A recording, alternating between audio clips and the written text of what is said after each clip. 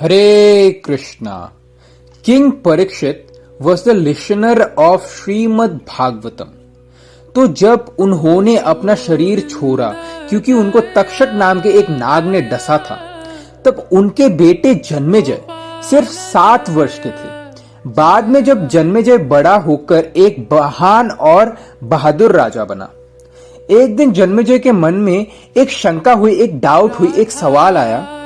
उसने अपने मन में सोचा कि जब महाभारत हुई मेरे महान पूर्वजों के बीच, पांडवास एंड कौरवास के बीच, उस समय तो परम भगवान श्री कृष्ण भी इस पृथ्वी पर उपस्थित थे। तो फिर भगवान ने इस भीषण युद्ध को होने ही क्यों दिया जिसमें सैकड़ों योद्धा मारे गए? ये शंका, ये डाउट लेकर, ये जिज्ञासा लेकर वो महर्षि वेदव्यास के पास गए और उनसे पूछा कि ऐसा क्यों हुआ। तो महर्षि वेदव्यास ने उनको समझाया, जन्मेजय को समझाया कि कुछ चीजें ऐसी होती है जो कि डेस्टाइन्ड है, जिसको होनी कहते हैं, जो होकर रहेगी। होनी, जो चीज पहले से ही डेस्टाइन्ड है, हमारे कर्मों की लेखा जोखा में वो चीज पहले से ही लिखी हुई है कि ये होकर ही रहेगी। आप कुछ भी कर लो, किसी एस्ट्रोलॉजी, किसी बाबा तांत्रिक, किसी के पास चले जाओ, कुछ भी कर लो, झाड़ फूक कुछ भी कर लो, पर वो होकर ही रहेगी, क्योंकि एस्ट्रोलॉजी हमारे कर्म नहीं बदल सकते। तो जन्मेजय को ये आंसर पसंद नहीं आया, ये एक्सप्लेनेशन उसको पसंद नहीं आया। उसने कहा, विथ आवर पुरुषार्थ, with our effort, we can change every aspect of our destiny. हम अपने पुरुषार्थ से, अपने एफर्ट से, अपने हार्ड वर्क से कोई भी एस्पेक्ट ऑफ डेस्टिनी को हम लोग चेंज कर सकते हैं। तो वेद व्यास ने कहा, ऑल राइट देन, मैं तुमको तुम्हारी जीवन की ही एक होनी बताता हूं, तुम उसको काट दो, उसको चेंज कर दो और मेरे को दिखाओ। वेद व्यास ने कहा, आज से लेकर 5 साल तक डोंट गो हॉर्स राइडिंग, घुड़सवारी मत करना। अगर घुड़सवारी तुमने की तो फिर व्हाइट घोड़े पर मत जाना। अगर तुम सफेद घोड़े पर गए तो फिर नॉर्दर्न डायरेक्शन में मत जाना। अगर तुम नॉर्दर्न डायरेक्शन में भी गए तो फिर वहां एक सुंदर लड़की के प्रेम में मत पड़ना।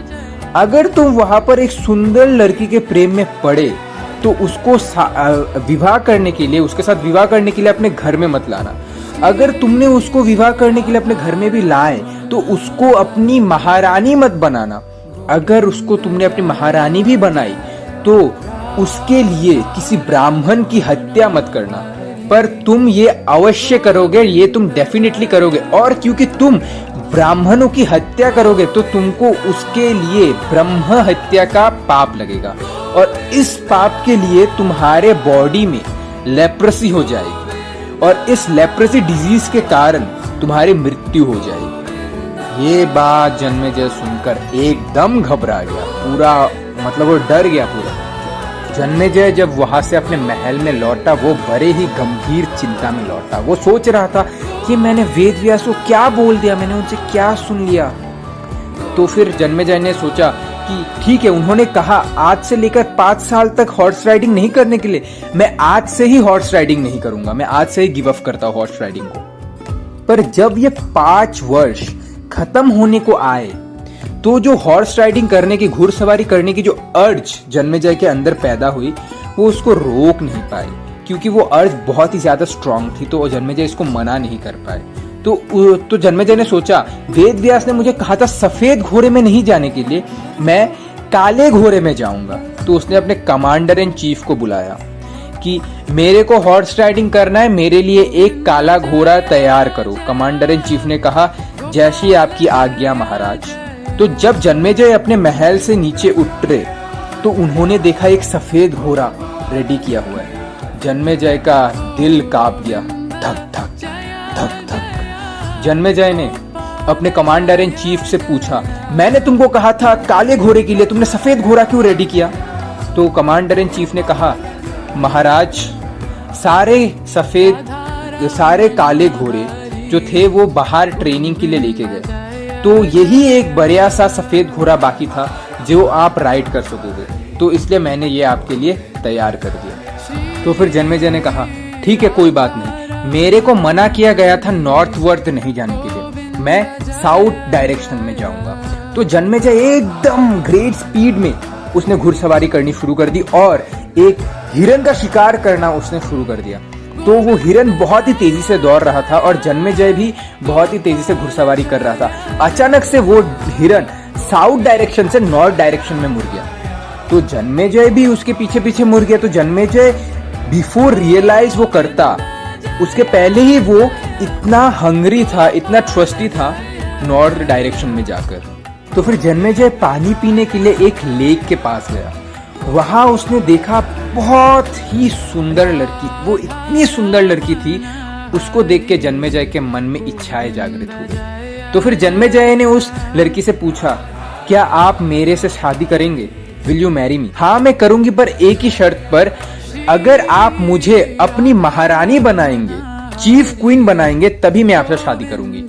जन्मेजय ये सुनकर उसको मना नहीं कर पाए क्योंकि वो इतनी सुंदर थी। तो जन्मेजय ने उसी सफेद घोड़े पर उस लड़की को बिठाकर घर में ले आए, महल में ले आए।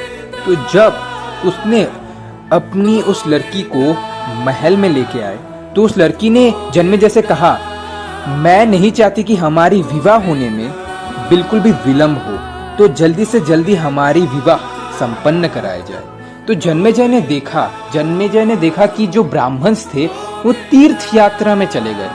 सो एज अ सोल्यूशन उसने ब्राह्मण के जो बच्चे थे, ब्राह्मण के जो बेटे थे, उनको बुला लिया विवाह संपन्न कराने के लिए। तो जब विवाह संपन्न कराया गया, जन्मेजय की पत्नी ब्राह्मण के बच्चों को दक्षिणा देने लगी।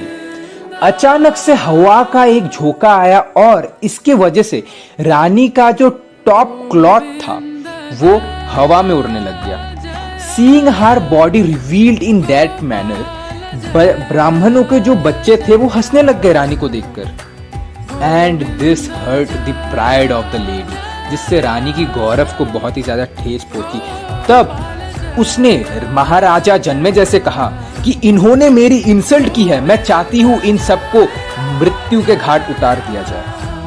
तब जन्मेजय उस लड़की, उस रानी के प्रेम में इतने पागल थे कि उसने नहीं देखा कि ये ब्राह्मणों के बच्चे हैं। इसने अपने सेनापतियों को आदेश दे दिया कि इन सारे ब्राह्मण के बच्चों को मार दिया जाए। तो जब जन्मेजय ने उन ब्राह्मण बच्चों को मार दिया तो उन ब्राह्मण बच्चों के मरने से जन्मेजय को ब्रह्म हत्या का पाप लग गया। ड्यू टू दिस ब्रह्म हत्या पाप, जन्मेजय के बॉडी में लेप्रेसी डेवलप होनी शुरू हो गई आफ्टर फ्यू मंथ्स। जन्मेजय को तब याद आया था कि वेद व्यास ने मेरे को ये बोला था और ये सच में ही हो गया। तो फिर जन्मेजय महर्षि वेद व्यास के पास गए और उनसे कहा, हे महर्षि, आपने जो होनी, मेरे जीवन की जो होनी आपने मेरे को बताई थी वो हो गई मेरे साथ। क्या आप मुझे इस होनी से बचने का कोई निवारण दे सकते हैं? फिर वेद व्यास ने कहा, मैंने तुमसे कहा था। चलो कोई नहीं, यहाँ पर और एक सोल्यूशन है। गो टू वैशंपायन ऋषि। तुम वैशंपायन ऋषि के पास जाओ और वैशंपायन ऋषि से पूरी महाभारत सुनो। जब तुम एक एक अध्याय सुनोगे, तुम्हारे बॉडी की एक एक लिम्ब, एक एक अंग ठीक होना शुरू हो जाएगा। पर एक कंडीशन है, उनके बातों पर डाउट मत करना। अगर तुमने उनके बातों पर डाउट किया तो जो कॉरस्पॉन्डिंग लिम्ब तब ठीक हो रहा होगा वो लिम्ब ठीक नहीं होगा। तो ये है लेप्रेसी से बचने का सलूशन। मैंने तुमको सलूशन बता दिया, अब मैं ये भी तुमको बता रहा हूँ कि तुम वैशंपायन ऋषि के बातों पर डाउट करोगे और जब तुम डाउट करोगे तो तुम्हारे जो घुटने हैं, तुम्हारे जो नीज है, वहां पर लेप्रेसी रह जाएगी और उस लेप्रेसी के चलते तुम मर जाओगे। Janamejaya was now happy and sad. वो दुखी भी था और खुश भी था। तो जन्मेजय वहां से वैशंपायन ऋषि के पास गए और उसने वैशंपायन ऋषि के पास जाकर विनती की कि आप मुझे मेरे पूर्वजों का जो महाभारत कथा है आप वो मुझे वो सुनाइए। मेरे फादर परीक्षित के बारे में सुनाइए, मेरे ग्रैंडफादर अभिमन्यु, मेरे ग्रेट ग्रैंडफादर अर्जुन के बारे में भी मुझे सुनाइए, ये महाभारत कथा मुझे सुनाइए। तो वैशंपायन ऋषि ने महाभारत कथा सुनाना शुरू कर दी।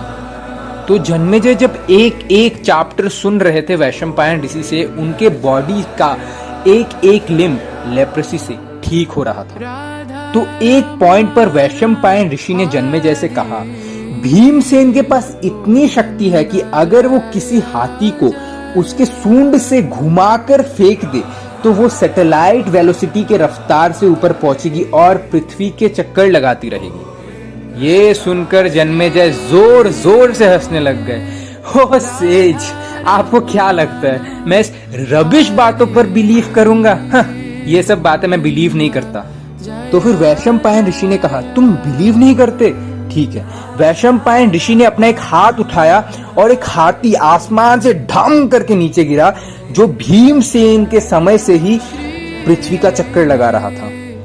तो फिर वैशंपायन ऋषि ने अपने पॉइंट को प्रूफ कर दिया, पर जन्मेजय ने जो डाउट किया था उसके लिए लेप्रेसी उसके नी से रिकवर नहीं हो पाई, क्योर नहीं हो पाई, और इसके चलते जन्मेजय की मृत्यु हो गई। This story is placed in the Mahabharat.